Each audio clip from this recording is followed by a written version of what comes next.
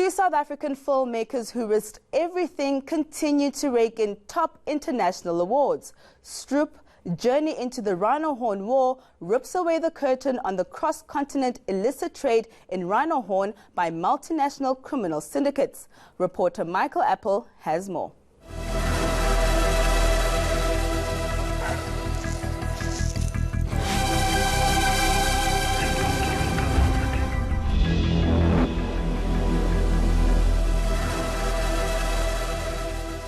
They quit their jobs, cashed in their investments and moved in with their mothers.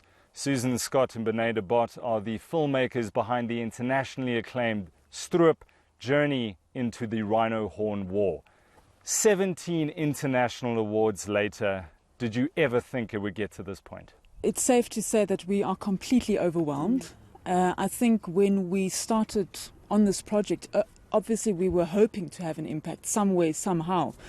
But the reception has just been incredible, not only locally here in South Africa, but around the world. You've put yourselves on the map as filmmakers, but you've also very squarely focused the world's attention on South Africa's rhino poaching crisis. What has the reaction of the international audience been to the film? They are aware of the rhino poaching crisis. They've heard about it happening in South Africa, but they didn't quite understand the extent of the crisis, the brutality involved, the massive demand for rhino horn, for the commodity. And that's exactly what it is in Asia. It's just a product. You know, there are obviously moments in the film you can actually hear the audiences gasp when those moments happen. And then in the Q&A sessions afterwards and talking to the audiences, again, as Benay was saying, this overwhelming sense of we knew the rhino issue was happening. On the ground, the situation resembles war. But boy, we had no idea it was like this. Local movie houses and distributors said that this film may not resonate with the local audience. Did you prove them wrong? I think we have. We had sold out screenings of our limited release. We actually had to release the film on our own. We would hire a cinema, you know, Cape Town, Port Elizabeth, Hoedspruit, Johannesburg, Roodepoort, just across the country. We were able to get these sold out screenings. So absolutely, it shows that the public want to know what's happening with our rhinos. Yeah, I don't quite agree with rhino fatigue. I think people want to know, they want to get involved, and the South Africans have been amazing with their support. Everybody will want to know, is there a Stroop 2.0 coming? What are you guys going to work on next? I know there will be a Stroop 2, but probably in a couple of years. I think for now we are focusing on 2 films in the pipeline on environmental themes. We're looking at air pollution and water. Stroop is a film that continues to surpass all expectations, bringing the horrendous slaughter of South Africa's rhinos and their brave keepers into sharp focus. It leaves you with an unshakable feeling. This crisis cannot be ignored. Michael Apple, Johannesburg. And finally, there were celebrations all around as over 100 baby loggerhead turtles were released into the ocean in Durban.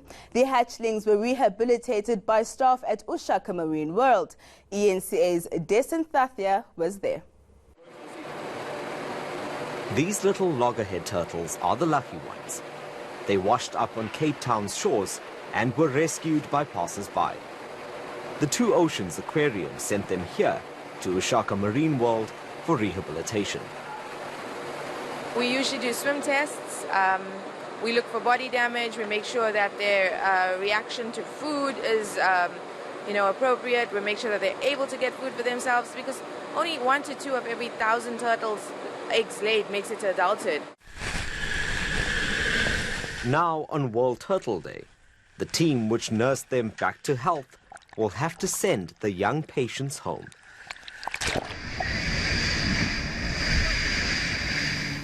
And that's more than 10 nautical miles out at sea.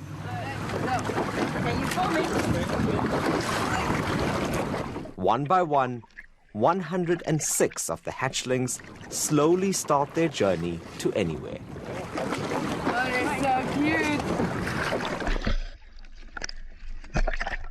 They are opportunistic feeders, so jellyfish, little crustaceans, anything floating past. And I guess that's why one of the reasons plastics and things are such a problem for them, because they are opportunistic and they don't have hands like us to actually feel, what they're eating. The operation is a total success. So how does the team feel about its efforts? We're very excited. Obviously, always very worried for them, but so much effort and energy has gone into making sure that they're okay and they have the best chance of survival. So we're really excited to give them that opportunity. So you're completely confident of the state of health of all of these turtles? I'm confident that we've done the best we can for them and that they're all in good health. Several other loggerhead turtles are currently being rehabilitated at Ushaka Marine World, and they will soon join their friends. Desan Thathia in Durban. That's it for this installment of Week in One. Until next time, goodbye.